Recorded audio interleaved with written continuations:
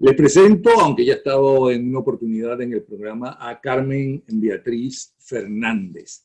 Carmen Beatriz Fernández tiene maestría en administración de empresas y maestría en campañas electorales.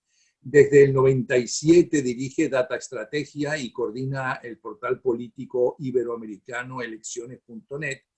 Es socia fundadora de la Organización de Consultores Políticos Latinoamericanos, OCPLA. Tiene experiencia profesional concentrada en actividades vinculadas a mediciones de opinión pública, campañas políticas y nuevas tecnologías, y el currículum es muy largo. Es autora, entre otros, del libro Ciberpolítica, editado en Buenos Aires en el 2008, y Secretos de Marketing Político. En fin, es muy largo y acaba de dar a través de estos medios, acaba de dar una conferencia bien interesante, los fake news como estrategia política y el reto que suponen para las democracias. ¿Por qué, bienvenida Beatriz nuevamente, por qué los fake news ponen en peligro la democracia? Es lo primero que quisiera que nos dijeras. Sí, muchas gracias, Napoleón, por esta invitación. Y efectivamente, bueno, vivimos una época que ha sido llamada, así como en términos genéricos, la época de la posverdad, ¿no? Y bueno, esto no es tan nuevo, pues, porque la desinformación no es tradicionalmente un arma de guerra. Es una herramienta que se ha manejado siempre en periodos de conflicto, ¿no? Lo que pasa es que, bueno, ahora tiene algunas particularidades, ahora hay algunos elementos que la hacen distinta, y esos elementos tienen que ver con la masificación de las redes sociales, ¿no? Y esta capacidad que tienen las redes sociales para informar de una manera distinta a la que habíamos conocido en los últimos 20 años, ¿no? O sea, hasta la irrupción masiva de las redes sociales, la sociedad tenía formas de informarse, y era la forma de informarse que estaba atada a los medios de comunicación social tradicionales, los medios de comunicación social ortodoxos, digamos, desde que irrumpe masivamente la televisión en los años 60 hasta hace 10, 15 años, la televisión había sido, pues, la primera actriz o la prima donna de la información, ¿no? Cuando se masifican las redes sociales, y hoy en día existe un patrón de consumo de la información que es súper distinto entre padres e hijos. Digamos, en los últimos 15 años ha dado un vuelco la manera conformada, ¿no? Y este vuelco afecta a todos, pero no a todos por igual, porque los más jóvenes se informan de una manera radicalmente distinta a la que se informan sus mayores. O sea, un adolescente típico invierte de la mitad del tiempo que invierte su papá en ver televisión, pero le dedica 6 veces más tiempo que su papá a las redes sociales. O sea, un muchacho de 15 años, dedica 6 veces el tiempo de su padre, que tiene 45, a pasear sus redes sociales e informarse por redes sociales, mientras que el papá tiene un patrón de consumo, un hábito de consumo de medios de comunicación, un hábito de consumo de la información que es muy distinto. Entonces, ahí empieza a haber, digamos, algunos problemas o una forma muy violenta en la que se ha cambiado ese patrón de adquisición de la información en las sociedades, y las sociedades no necesariamente reaccionan con la misma velocidad. Ahora, eso que estás diciendo no es nada nuevo, porque supongo que lo mismo habrá sucedido en cuanto a absorber y a conocer la información cuando apareció la radio. Entonces, no solamente se conseguía información en la prensa, ¿no? Bueno, primero, antes de la prensa venían los panfletos y los murales, ¿no? Donde se denunciaban cosas, etcétera. Luego vino la prensa, con la imprenta se multiplicó, y prensa de todo tipo para los diferentes puntos de vista o puntos políticos de la gente. Entonces vino la prensa, luego vino la radio. Supongo que la gente decía de la radio, bueno, pero eso es entretenimiento, ahí no puedes profundizar, como puede ser un artículo de opinión que leer. Luego vino la televisión, que fue entonces más ágil y más corto los noticieros, que empezaron de media hora y terminaron en, por ejemplo, el Observador Creole, que era el más famoso en Venezuela. Primero fue de media hora y luego se redujo a 15 minutos, y con la crisis venezolana creo que aumentó nuevamente a media hora. Y ahora tienes todas estas redes informativas, que es el Twitter, el Facebook, todo este tipo de cosas. Pero lo que yo estoy sintiendo es que primero han logrado una campaña para deslegitimar la información de los medios tradicionales de opinión y del periodismo serio, que la gente anda buscando más bien que desconocidos o recién llegados, ¿no? Que no han estudiado periodismo o que no han tenido, porque no hace falta estudiarlo para ser un buen periodista en muchísimos casos. Es más, en los Estados Unidos no hace falta tener, ¿cómo se llama?, estudiar periodismo en la universidad. Pero creen en cualquiera, y cuanto más exagerada sea la información, primero la creen. Perfecto. Pero no acuden a otros sitios tradicionales de información donde pueden estar en total desacuerdo con lo que se está diciendo allí, o ni siquiera mencionarlo. Y te digo el ejemplo. Varias veces en el último mes me han preguntado, porque los cubanos están haciendo exactamente lo mismo que hicieron con Fidel Castro, lo están haciendo con Raúl Castro. ¿Es verdad que se murió Raúl Castro? Entonces yo le digo, ¿pero de dónde sacas eso? Es que la información me la dio por Twitter un amigo que conoce y que tiene gente en Cuba cercana al gobierno. Le digo, ¿eso lo publicó CNN? ¿Lo publicó el diario ABC de España o el diario El País de España? ¿Lo publicó el Nacional de Venezuela? ¿No? ¿Quién lo publicó? Porque si se muere Raúl Castro es noticia de primera página. Ah, no lo sé. Ah. Pues consulta que si no está allí, no se murió. Y no estaba. ¿Qué es lo que está pasando y por qué la gente prefiere creer, sobre todo cuando se meten con los dirigentes políticos o con gente conocida o artista? Sí, bueno, ahí creo que están pasando varias cosas, ¿no? Y creo que has mencionado varias cosas que son ejemplos, ¿no?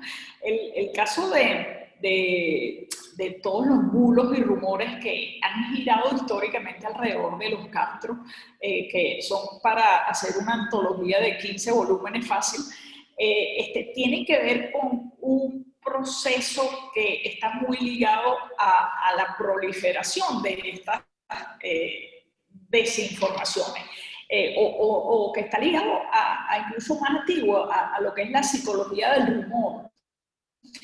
Y la psicología del rumor tiene que ver con tres condiciones. Uno, que no tenga suficiente información, ¿no? Entonces, si no tienes suficiente información, creas una avidez por la información, ¿no? Y el régimen cubano siempre ha jugado mucho con esta variable, con el secretismo, ¿no?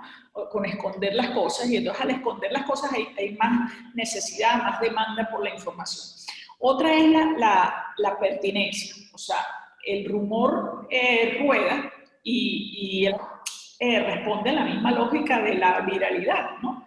El rumor históricamente ha sido un arma de guerra también, y la viralidad es básicamente la capacidad que tienen hoy en redes sociales las noticias, sean ciertas o sean no comprobadas, de echar a andar y convertirse en una mentira Entonces, la desinformación, o sea, la falta de información por un lado, la pertinencia de la información que está dándote el que está enterado, el que te dijo a través del primo que trabaja no sé dónde, y en tercer lugar, la verosimilitud, o sea, para que un rumor de esto tenga acogida y eche a andar y ruede bien en su propio pie, tiene que ser algo creíble o verosímil. Y evidentemente la muerte de Raúl Castro es una cosa verosímil, porque es un señor mayor y que se dice que está enfermo,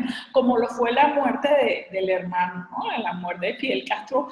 Antes, finalmente el rumor se hizo cierto, pero ya antes, al antes de que... principio, y al principio ni lo creíamos, ya tantas veces lo mataron que ya al final, cuando fue verdad, hubo que esperar varias horas. Los rumores lo habían matado por 30 veces, exacto. Entonces, si lo habían matado tanto, pues era difícil de creer ya la vez que efectivamente fue verdad, ¿no? Entonces, esas tres cosas coinciden y hacen que una noticia viralice o se esparza con mucha fuerza. Y esa noticia puede ser cierta, puede no ser cierta. Pero la veracidad de la noticia no tiene que ver con su viralidad. A veces pasa justamente lo contrario. Cosas que son extremadamente bizarras viralizan mucho mejor que las cosas que son verdad. Y quienes son expertos en desinformación, porque hay que decir que bueno, pese a que todo este tema no es en lo absoluto nuevo, que es otra cosa que tú decías, o sea, la propaganda de guerra como concepto, pues arranca en la Primera Guerra Mundial, ¿no? O quizás hasta antes, pero todo lo que tiene que ver con esa difusión de mentiras que hacen ver al adversario o al enemigo de la peor manera, y toda esa estética alrededor de ello y una narrativa alrededor de ello tiene que ver con la propaganda de guerra que se ha usado muchísimo en cada conflicto, ¿no? No en balde ese axioma de la propaganda de guerra es que la primera baja en una guerra es siempre la verdad, ¿no?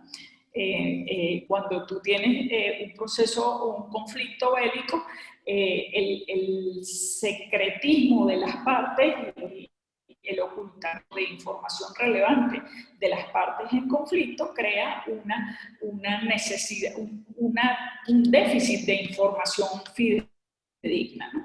Entonces, eso por un lado, creo que eso lo estamos viendo. Pero por otro lado, en relación a esa pérdida de credibilidad de los medios serios, esa pérdida en parte de reputación de los medios serios como difusores de una información en la que se puede confiar. En el caso norteamericano tiene que ver con un fenómeno muy interesante que hemos visto, que vimos en la elección 2016, pero que acabamos de volver a ver en la elección 2020, y es que la enorme mayoría de los medios tradicionales se pronunciaron a favor de la opción de Joe Biden, ¿no? Como se habían pronunciado a favor de la opción de Hillary Clinton en 2016, y como se habían pronunciado la gran mayoría de los medios también de comunicación en contra de la opción del Brexit en la campaña del Brexit 2016. Que esos dos procesos, la elección norteamericana de 2016 y la elección del Brexit también en el 2016, son los dos procesos que marcan el inicio de esto que hemos venido llamando posverdad. Y que en el 2017, cuando se hacen las autopsias de esas dos elecciones que cambiaron el mundo contemporáneo, el diccionario de Oxford acuña esa nueva expresión llamada posverdad. Y es este proceso que estamos viviendo en el cual las convicciones derivadas de las emociones tienen una mucha mayor importancia a la hora de definir en qué crees y en qué no, ¿no? Tiene más importancia en lo que tú quieres creer que lo que algún medio de comunicación te está asegurando que es lo cierto, ¿no? Bueno, sobre Entonces, eso... pero perdona, en este proceso... perdona, Sobre eso, hace varias décadas, cuando era canciller, el Aristides Calvani me dijo, yo lo que aprendí aquí en la Cancillería es, y me sorprende, que la gente no quiere que le digan necesariamente la verdad. La gente quiere que le digan lo que le gustaría escuchar. Si una persona viene aquí a pedir trabajo y yo no tengo trabajo, la gente no quiere que le diga la verdad. Mire, lamentablemente yo no tengo un puesto para usted, ¿no? Hasta le podría recomendar dónde puede conseguir ese puesto o cómo conseguirlo. La gente prefiere que le diga, en este momento no tengo, pero dentro de poco, tal vez en un par de semanas o un mes, ¿no? Vamos a reacondicionar, cosa que posiblemente era verdad que lo recondicionaba, y vamos a necesitar de sus servicios, sin que fuera verdad que van a necesitar. Eso es lo que quiere escuchar la gente. La gente se siente desilusionada de un líder político porque no hizo lo que prometió en el tiempo que lo prometió, y entonces pasa de ser una gran figura a ser un vendido, a ser un capaz o a hacer cualquier cosa, y a escuchar solamente o leer solamente la información en contra de eso y no enterarse o no buscar, bueno, pero ¿por qué no hizo lo que prometió en el momento que prometió? Cosa que le va a pasar a mucha gente, supongo, ya que mencionaste a las elecciones con Trump, cuando mucha gente diga, bueno, pero no hizo el muro, bueno, pero no acabó y no sacó a todos los inmigrantes. ¿Me explico? Claro, tiene la otra opción de decir, es que no lo dejaron. ¿Por qué la gente reacciona de esa forma y no busca dónde está la verdad en todo eso? Claro, porque, bueno, porque la condición humana es súper compleja, ¿no? Es súper compleja y al final muchas veces lo que es Calvani, o sea, lo que tú quieres creer tiene a lo mejor más fuerza de lo que alguien te está evidenciando o te está queriendo mostrar como una verdad objetiva, ¿no? Y esa es una explicación, o sea, nosotros moldeamos los hechos y bueno, y Trump ha sido un maestro en ese particular, ¿no? O sea, de hecho, parte de la gestión de Trump, no ya en el 2016, sino en lo que ha sido la gestión del gobierno, al inicio de la gestión, había una asesora, una señora Conway, que fue asesora de Trump y que renunció recientemente, acuñó un concepto que llamaba hechos alternativos. Hechos alternativos, ¿no? Y se refería con esos hechos alternativos a una manera distinta de explicar los hechos, pero que es una manera falseada. En esa misma señora que tuvo una ascendencia muy importante en la campaña de 2016 de Trump, pero también en toda la gestión de Trump, en un par de entrevistas en televisión a principios de 2017, al principio del gobierno de Trump, habló de la masacre de Bowling Green. Y habló 2 veces de la masacre de Bowling Green y se fue creando como un concepto, un constructo alrededor de esa masacre de Bowling Green, que era una cosa que no había existido. Entonces, y ella después acepta cuando la increpan unos periodistas, dice, no, bueno, es que eso, yo me estaba refiriendo a una detención de 2 iraquíes en Bowling Green. Ella justificó en esas 2 entrevistas que la masacre de Bowling Green era un argumento para el que Trump, con la gestión de Trump, debía trabajar para evitar que entrasen musulmanes a los Estados Unidos. Y lo interesante es que una encuesta hecha unos meses después preguntaba si creían que la masacre de Bowling Green era un argumento suficiente para que se le impidiese la entrada a Estados Unidos a musulmanes, y la mayoría de los votantes de Trump decían que sí. Y la masacre de Bowling Green nunca existió. era parte de esta señora Conway, estaba experimentando con esos hechos alternativos. Los hechos alternativos es una forma elegante de denominar lo que son mentiras puras y simples, unas narrativas creadas sobre embustes simples, ¿no? O sea que en Entonces, definitiva, digamos, es un proceso. te iba a preguntar que si estos nuevos medios, que para mucha gente está cambiando la forma de pensar y de actuar de la sociedad y de la política también, siempre han existido, lo que pasa que ahora llega a cada uno de nosotros directamente a la hora que queramos o no, que siempre la gente ha querido que le digan lo que quiere escuchar y no la verdad, ¿no? Y que todos estos medios, como son tan invasivos, mucho más fuertes, porque para ver televisión o para ir al cine, tú tenías que sentarte al principio, sobre todo en la sala de tu casa, donde había un solo televisor, cuando había, ¿no? Y tenías que, para saber las noticias, esperar la hora en que salía el noticiero. ¿Okay? Lo mismo sucedía en radio, tenías que esperar, no había esos avances noticiosos, que además son titulares y más nada, pero es que ahora te puedes informar de todo en el mismo momento, tanto te puedes informar de la verdad como de la mentira de los hechos. Eso no genera un gran estrés en la Sí. gente y una gran inseguridad en la gente.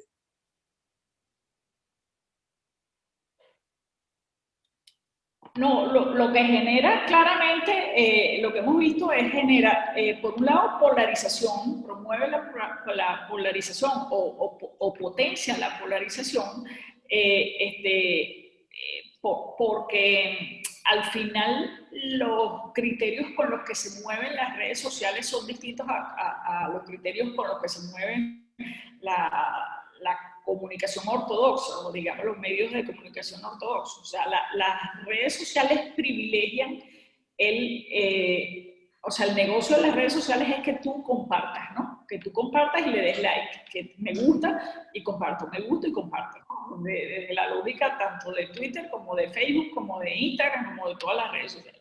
Entonces, en esa búsqueda de que a ti te gustan las cosas, las redes sociales van privilegiando mostrarte cosas que te gustan o cosas que no te gustan, o sea, cosas con las que tú interactúas más, o sea, cosas que no te son indiferentes. Y entonces en esa búsqueda, o la programación interna de las propias redes sociales, los famosos algoritmos, te van mostrando cosas que son o muy parecidas a ti y te generan afecto y te generan que te guste, o muy distintas a ti que te generan rechazo y animadversión y empiezas a interactuar, pero por pensar tú exactamente lo contrario, ¿no? Entonces, eso sí está pasando y eso está creando en las sociedades, pues, departamentos estancos, ¿no? Hay un señor republicano que es un consultor que hace muy buenos estudios cualitativos, que es Luntz, y él hace focus groups básicamente sobre el segmento republicano de la población. Y entonces una cosa que él encuentra con muchísima frecuencia es que los trumpistas, los republicanos, le dicen, pero es que yo no sé quién puede estar votando por Biden, porque todas las personas con las que yo hablo votan a Trump. Entonces, si los republicanos, y esto va ligado al otro problema que veníamos hablando antes, o sea, la mayoría de los medios de comunicación de los Estados Unidos se pronunciaron este año y hace 4 años a favor de los candidatos demócratas. Entonces, de alguna manera, el elector republicano, el elector trumpista, está abandonado de los medios serios, no tienen fuentes de información serias, digamos. La única podría ser Fox News, ¿no? Pero la inmensa mayoría de los medios de comunicación en los Estados Unidos se pronunciaron, una cosa que es parte ojo, eso no tiene nada de malo, ¿no? O sea, los medios de comunicación históricamente se han pronunciado a favor del candidato que más les gusta y eso no es antidemocrático. Lo que es inusual es que haya ese desbalance tan importante entre quienes se pronuncian a favor de un candidato y quienes se pronuncian a favor de otro. O sea, en Estados Unidos, en esta elección, el 95% de los medios impresos del país se pronunciaron a favor de Biden. Entonces, claro, tú tienes a un elector de Trump que está a fuentes de información seria y que se refugia de una manera más importante en medios alternativos, y en medios alternativos que se apalancan sobre estas plataformas, ¿no? Entonces, eso va creando estos espacios, lo que se ha venido llamando burbujas, ¿no? Que estás rodeado todo el tiempo de gente que piensa igual que tú. Sí. Y es lo que dicen los republicanos. No conozco a nadie que vaya a votar por Biden. Pues no conoces a nadie que vaya a votar por Biden, pero Biden obtuvo 78 millones de votos, ¿no? Bueno, 6 millones de votos más que Trump. Pero eso ha generado, pero eso ha generado rupturas hasta matrimoniales.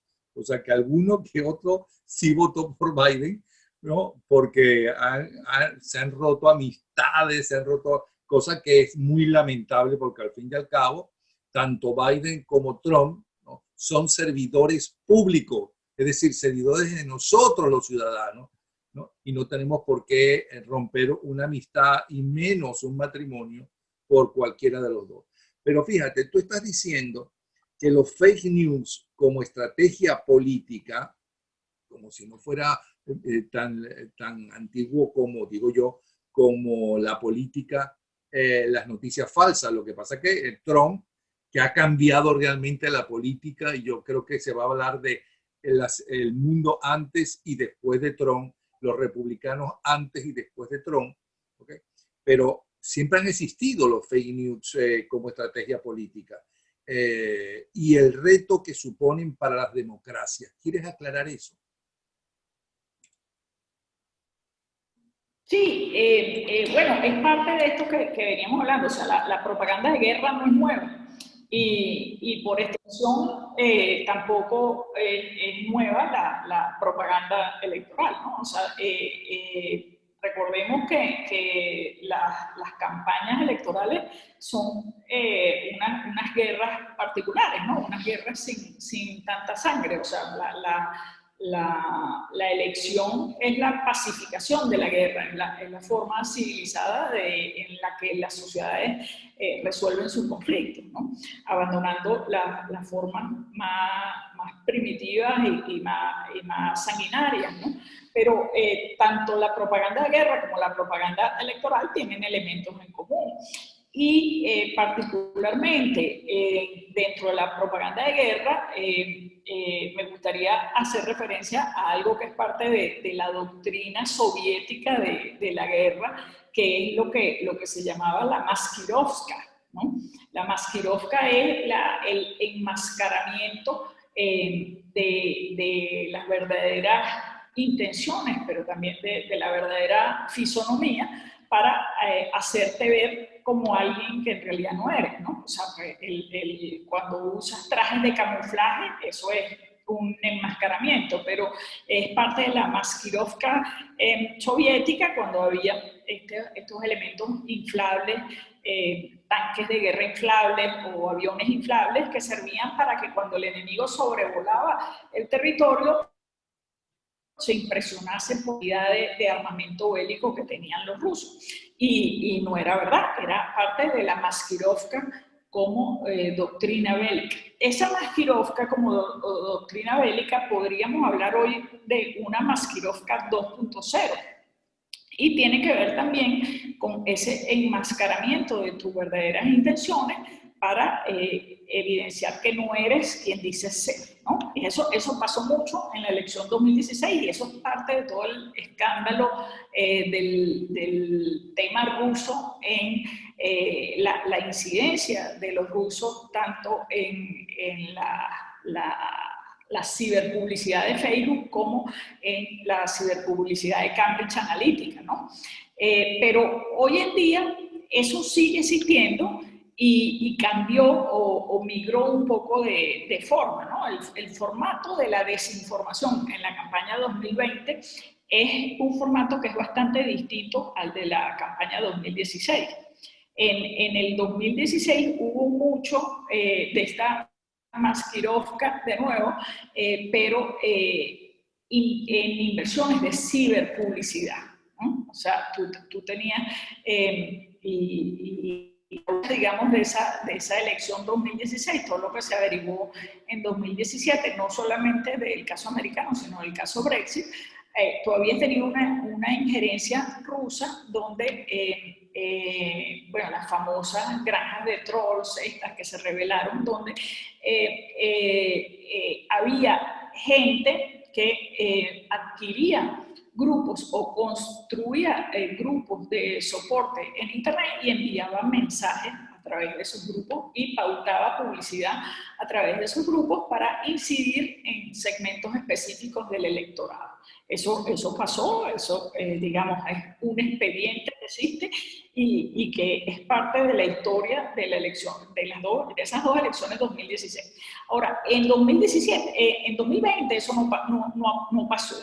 En 2020 la desinformación y la injerencia de terceros actores en la contienda tomó otro cariz, porque la desinformación va mutando de campaña en campaña, ¿no? Y las previsiones que se toman tratando de evitar que te pase en 2020 lo que te pasó en 2016 están pensadas para abortar y controlar lo que pasó en 2016, sin tomar en cuenta que la desinformación va mutando y cambiando de año en contienda. Hoy en día la desinformación toma otro color y toma otro cariz más vinculado a influencers de desinformación, ¿no? Más vinculado a elementos que se crean para potenciar una cierta narrativa. Y eso pasó en la elección 2020. Pero ¿por qué hace? El asunto ruso en 2016. Sí, te escucho, te escucho. No, que decía que el tema de la injerencia rusa en 2016, que fue súper analizado en 2017, 2018, los 2 años siguientes, tiene que ver con la inversión de una campaña extranjera. O sea, o que la campaña norteamericana se vio influida por dinero que venía del extranjero. Y ese es en realidad el delito.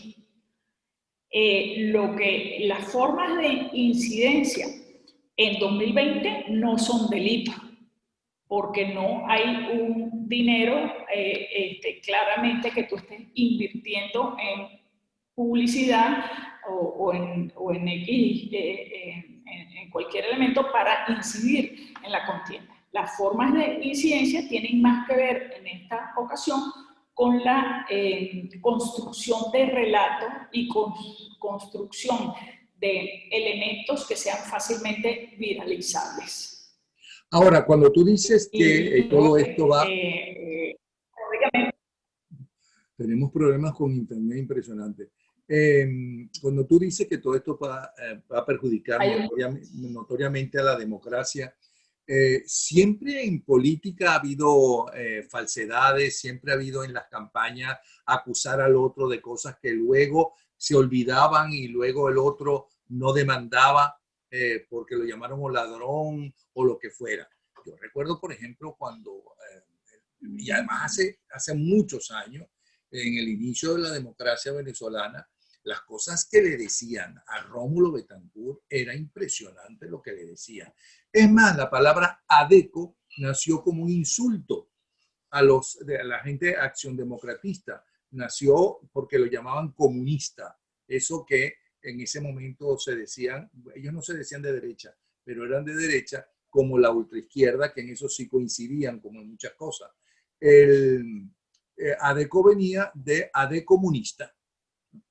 Y evidentemente los adecos no eran comunistas ni nunca fueron comunistas. En todo caso venía Rómulo Betancourt de estar cercano al Partido Comunista de Costa Rica, pero se dio cuenta y cuando regresó a Venezuela y apoyó un golpe de Estado, no convirtieron con el poder que tenían al país en un país comunista, y menos cuando regresaron en el año 58, 59 al poder.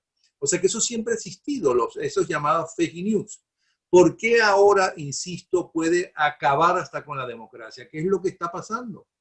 ¿Cómo la gente va a preferir, qué sé yo, un dictador, por mucho que lo sienta su papá, el papá Stalin, ¿ok? O el papá Franco, o el papá Pinochet, ¿ok? O el papá Fidel Castro, a tener libertad? ¿Porque la libertad crea inseguridad o por qué? No, yo creo que ese no es el dilema que está planteado. O sea, a nadie le están preguntando si prefiere prescindir de sus libertades, ¿no? Todo lo contrario.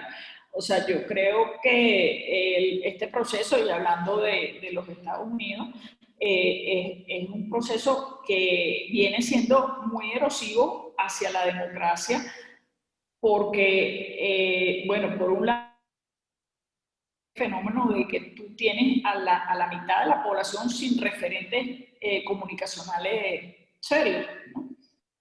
Que por otro lado es una clarísima oportunidad de mercado para alguien, por ejemplo, como Donald Trump, para construir un aparato comunicacional que le llegue precisamente a esa mitad de la población, ¿no? Entonces, eso es un problema. O sea, que tú tengas la mitad de la población sin referentes comunicacionales serios es un problema. Ahora, ¿dónde creo yo que está el factor erosivo de la democracia?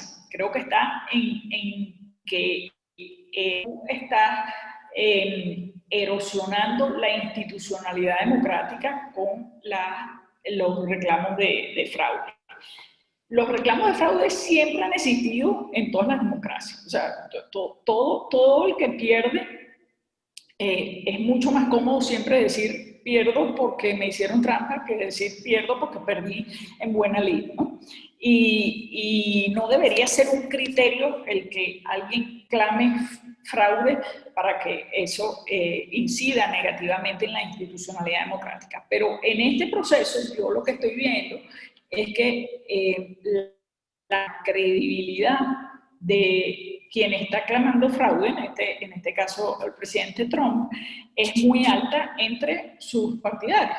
Entonces tú ya hoy por hoy tienes aproximadamente casi la mitad de quienes votaron republicano cree que Biden es presidente porque las elecciones estuvieron trucadas, ¿no? Y eso es muy grave porque significa una erosión de la confianza institucional en el sistema electoral. Es básico en la democracia. Sí. Ahora bien, volvamos a Venezuela. Tú has trabajado en campañas electorales, has estudiado sobre el comportamiento de los venezolanos en general, del ser humano. De paso que cuando te preguntaba lo anterior de la democracia, yo no me refería a Trump, me refería en general a cómo se está llevando en el mundo entero la política. Creo que con Trump se va a hablar, y vuelvo a repetir, de una era antes de Trump y otra después de Trump en muchas cosas, en algunas buenas y en otras realmente malas. Pero bueno, vamos a Venezuela.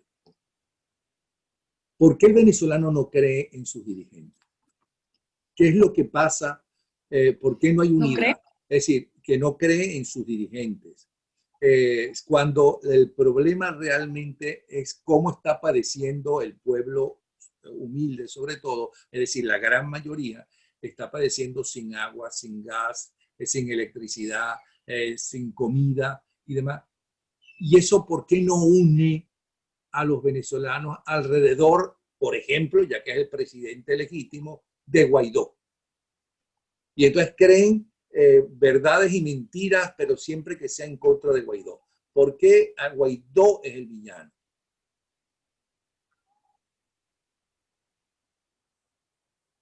Bueno, por un lado tú tienes actores que están tratando de erosionar a Guaidó, ¿no? Eso es claro. Tienes actores que están tratando de crear esas campañas de desinformación y de erosión ante la figura de Guaidó.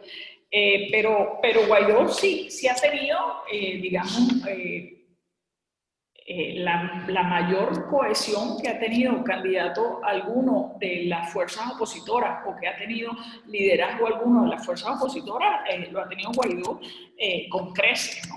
Ahora, evidentemente, Guaidó no ha tenido el resultado esperado. Y entonces, en la medida que no ha tenido el resultado esperado, no necesariamente por cosas que él ha hecho mal ni que ha dejado de hacer, pero lo cierto es que tú tienes una situación insostenible en Venezuela, en la vida cotidiana, y una situación insostenible en el ánimo del venezolano. Entonces, eso resiente y ha resentido, sin duda alguna, el liderazgo de Guaidó, no solamente en las bases electorales, digamos, no solamente en los electores naturales de Guaidó, sino también en quienes son aliados coyunturales de Guaidó, es decir, otros actores que pueden ser líderes y que están esperando la oportunidad de asumir, de quitarle la silla a Guaidó, de quitarle la silla del liderazgo a Guaidó.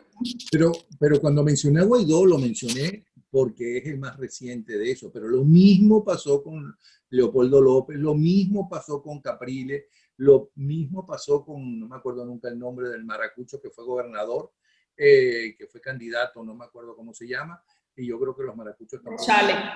Rosales. Pasó con todos en los últimos años. ¿Por qué? ¿Por qué amamos sí, tan ardientemente y tan pronto empezamos a odiarlos? Sí, los encumbramos con expectativas exageradas, y esas expectativas exageradas nos defraudan demasiado rápido, ¿no? Es tremendo porque yo creo que es un subproducto de la revolución chavista, ¿no? O sea, ese trapiche, digamos, que muele los liderazgos, ¿no? En el caso sin embargo, hay que decir que yo creo que el liderazgo opositor venezolano, las veces que ha hecho falta, ha dado la talla en el sentido de postergar sus apetencias de poder inmediatas y estar consciente de los retos y de la necesidad de la unidad como alianza estratégica, ¿no? O sea, que puede ser coyuntural, pero que es estratégico. O sea, los opositores en el momento de la chiquita saben que el adversario que tienen enfrente es formidable y muy inescrupuloso, además, muy malvado, y eso les hace ceder en sus espacios y encontrar espacios de alianza. Eso ha pasado cada vez que ha hecho falta. Y yo creo que volverá a pasar. O sea, creo que las diferencias que pueden existir entre el actual liderazgo se posponen en aras de un esfuerzo de unidad cuando hace falta. Y supongo que en el caso de Guaidó, cuando se logre acabar con la narcodictadura, Guaidó subirá y lo aplaudirán y lo amarán como al principio, cuando juró que lo que iba a hacer justamente era trabajar para acabar con la narcodictadura. Pero ¿qué tienen en común ciertas personas, ciertos dirigentes, que son amados por la gente, por la mayoría, y odiados por otros? Me refiero desde Stalin, que lo amaban, me refiero a Hitler, que lo amaban, me refiero a Fidel Castro, que lo amaban, me refiero a Chávez, que lo amaban, me refiero a el propio Trump, ¿okay? Que ya sabemos cómo lo aman. ¿Qué tienen en común? Es más, me refiero a Carlos Andrés Pérez, que no era ningún dictador, era un demócrata, y ¿cómo se llama? Y estaba en un país ya en su segundo gobierno en crisis grave. ¿Qué tienen en común o qué podrían tener en común como para generar esos sentimientos. Sí, bueno, fíjate, todas las figuras que has mencionado, salvo Carlos Andrés, que no creo que se sintiese muy a gusto estando con todos esos camaradas allí, ¿no? Pero No sé, yo todas las figuras que también has mencioné a mencionado Trump, son, perdona, también mencioné a Trump. O sea, mencioné a Carlos Andrés, mencioné a también a Trump. Trump, bueno, el menos malo ahí en ese paquete, sí. Pero todas son figuras, incluido Trump e incluido Carlos Andrés Pérez, han sido figuras tremendamente polarizantes, ¿no? Carlos Andrés Pérez, siendo como era un demócrata carta cabal, puede decirse, era una figura que la gente o lo amaba o lo despreciaba enormemente, ¿no? O sea, no tenía puntos intermedios. Y eso también ocurre con Chávez, que también fue en sus primeros momentos un líder político demócrata, ¿no? O sea, pues que asciende, que llega al poder por la vía de la democracia, después le sale como una vocación totalitaria, digamos, pero Chávez era profundamente polarizante, pero además tienen otra particularidad que es relacionada, pero no es exactamente lo mismo, sino tienen esa capacidad de ser el epicentro de la vida cotidiana, que todo gire alrededor de ellos, ¿no? Y eso, por ejemplo, lo vimos en esta contienda de 2020 con Trump. Trump era, esta elección prácticamente no la gana Biden, sino que la pierde Trump, ¿no? Es una elección donde incluso en la estrategia del Partido Demócrata muy claro que la elección iba alrededor de un referéndum sobre la figura de Trump, ¿no? Y te lo dicen las encuestas también, o sea, muchos de los electores de Biden lo que estaban era votando contra Trump, cosa que no pasaba con los electores de republicanos que no estaban votando contra Biden, ¿no? Bueno, O sea, pero si es por eso, muchos de los que o por lo votaron menos por lo Trump hacían. estaban votando contra la posibilidad de que Biden nos llevara al país al comunismo.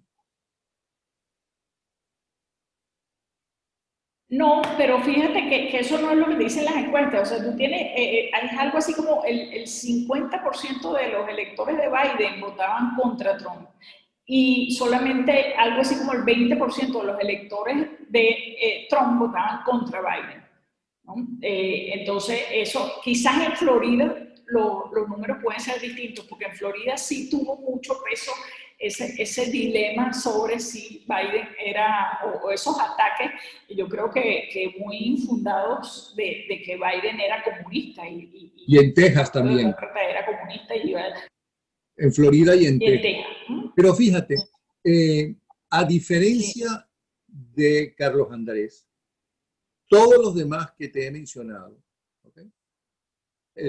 Han logrado dividir los países donde han gobernado, a diferencia de Carlos Andrés. En lo que yo siento, si tengo que creer en los psiquiatras, en varios psiquiatras que he consultado, que al fin y al cabo saben de eso más que uno, mucho más que uno, es que todos, incluyendo a Carlos Andrés, son narcisistas y trabajan tanto en su vida privada como en la pública, como trabaja típico un narcisista. ¿Qué piensas tú de eso? Sí, sin duda, sí. Yo no soy psicólogo tampoco, pues no es mi área, pero sí hay un factor ahí, hay un patrón pues en esa personalidad narcisista en todos los que hemos mencionado, ¿no? Sí, sin duda, sin duda. Por último, ¿sientes que el liderazgo venezolano sí puede salir a pesar de la debilidad en cuanto a posibilidad de armas, en cuanto a que no tiene ninguno de los poderes, los tiene el narcodictador? Aunque, además que la intervención es cada vez más utópica, la intervención armada, es cada vez más utópica y no precisamente porque no lo quiera la oposición, sino es que los países que tienen que intervenir en todo caso no están muy de acuerdo con una intervención armada en ningún país latinoamericano por ese temor que hay a los Estados Unidos y por esa historia que tienen los Estados Unidos de intervención, sobre todo en los años 40 y 50, y ese apoyo a dictaduras terribles y empobrecedoras en los años 40 y 50. Bueno, pero estamos en el 2020. Entonces, ¿tú crees que sí se puede salir con nuestros dirigentes jóvenes? Sí, fíjate, o sea, la intervención siempre estuvo en el imaginario de ciertos actores políticos y en el imaginario de la sociedad venezolana, ¿no? Claramente. Y además alentada desde el propio Departamento de Estado, cuando tú tenías voceros que te estaban diciendo permanentemente todas las opciones están sobre la mesa, ¿no? Que al final no sabemos si era verdad o si era un bluff, ¿no? Una impostura para meter miedo y forzar una negociación en Maduro y en la nomenclatura de Maduro. Ya va, ya va. Pero lo Pero cierto ya es va, que la ya va, intervención... ya va. Ellos cuando dicen todas las intervenciones están sobre Ya, la mesa, a lo mejor lo que quieren decir no es que la intervención armada está sobre la mesa, que sino el diálogo es variado, puede ser con el ministro de Defensa como fue, o con Tarek El Aissami, no, con Jorge Rodríguez como fue. O sea, ellos no aclararon, sino dejaron que la gente pensara, porque intervenir militarmente los Estados Unidos hoy en día tiene que ser por algo que realmente perjudique al pueblo norteamericano y el pueblo norteamericano esté consciente de que hay que hacerlo y se necesita una campaña por los medios de comunicación, no que es una sorpresa o que lo tienen escondido porque militarmente es conveniente. Cada vez que intervinieron, ¿no? Lo supo el pueblo y tuvieron que convencer al pueblo. Y en Venezuela, que se sepa, no hay pruebas de ningún misil.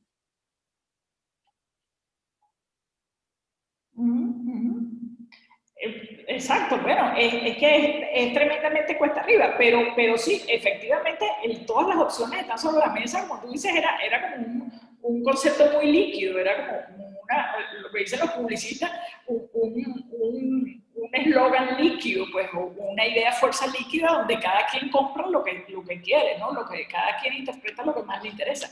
Pero siempre fue una opción muy costosa y muy cuesta arriba, muy poco viable y con muy poca probabilidad de que ocurriera.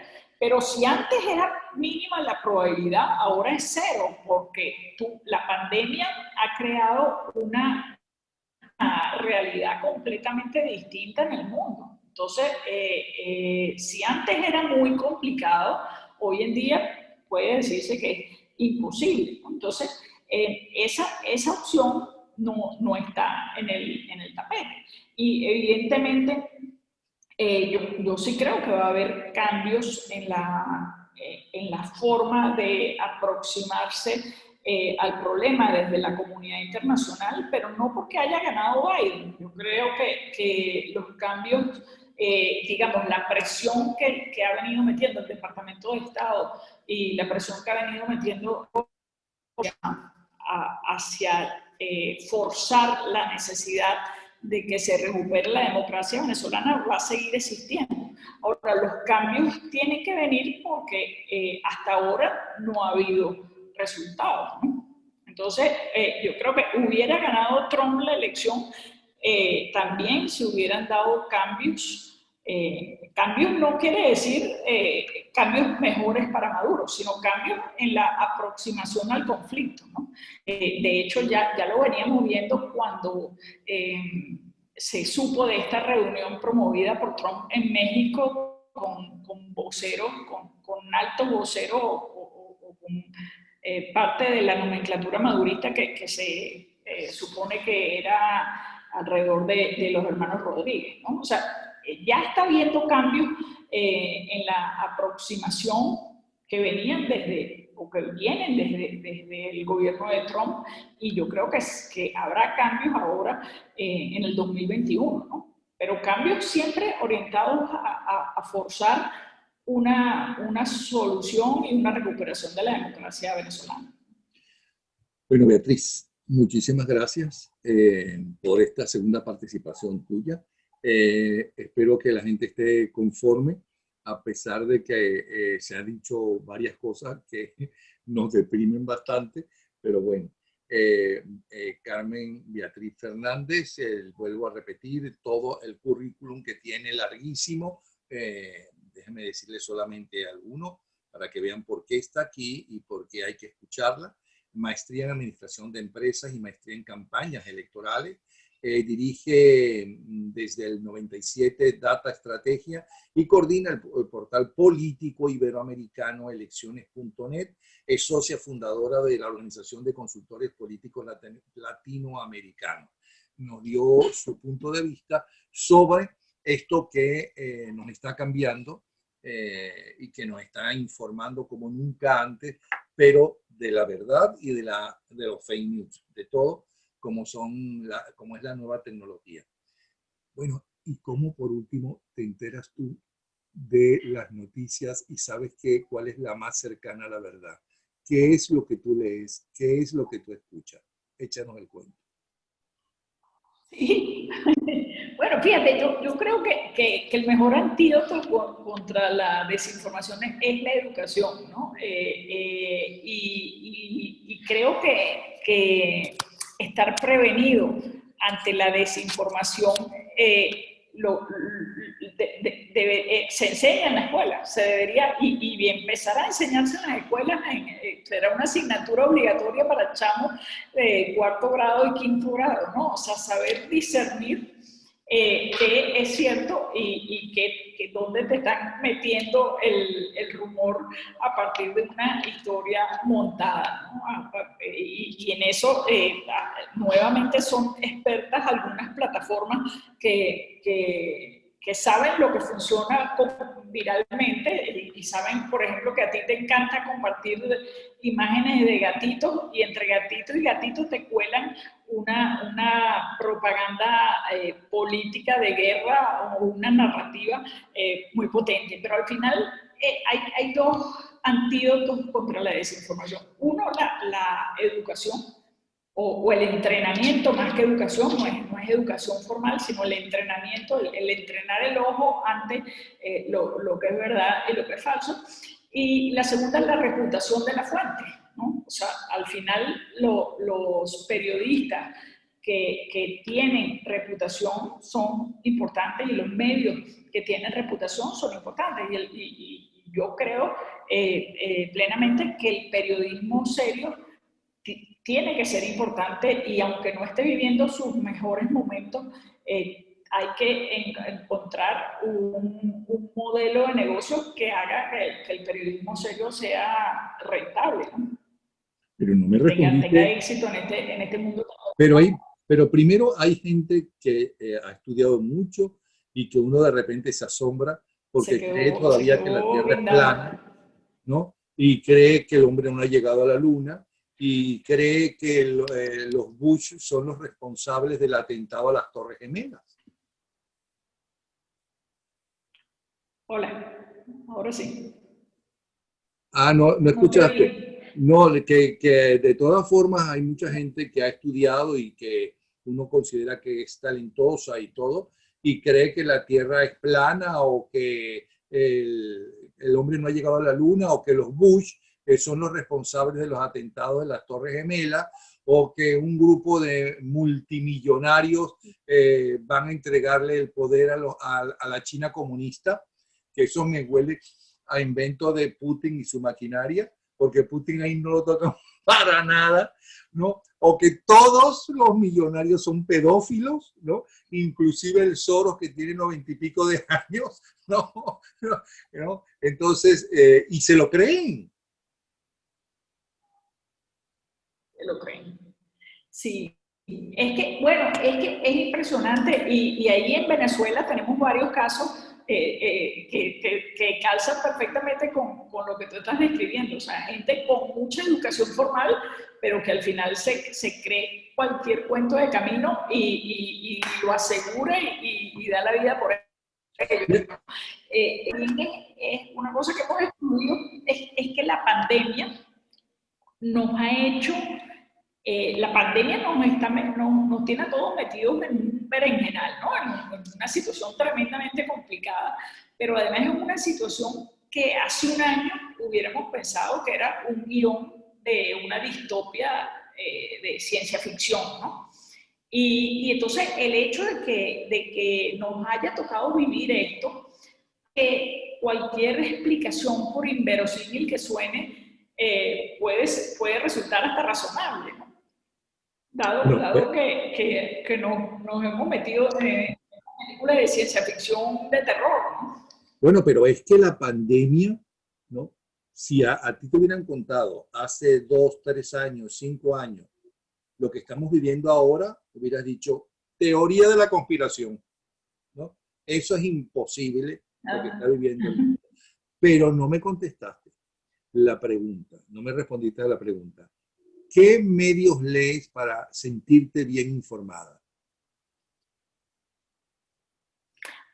En particular yo leo, me gusta mucho, los británicos me gusta mucho The Guardian, después me gusta Washington Post, aquí en España me gusta El País, pero me gusta El Mundo también, o sea, me gusta leer, que además yo sé, en el caso de los diarios españoles, sé cuál es su orientación de base, o sea, yo sé que El País es de orientación socialdemócrata, y sé que El Mundo es más bien de orientación de derecha o de centro derecha, pero me gusta saberlo y contrastarlo, ¿no?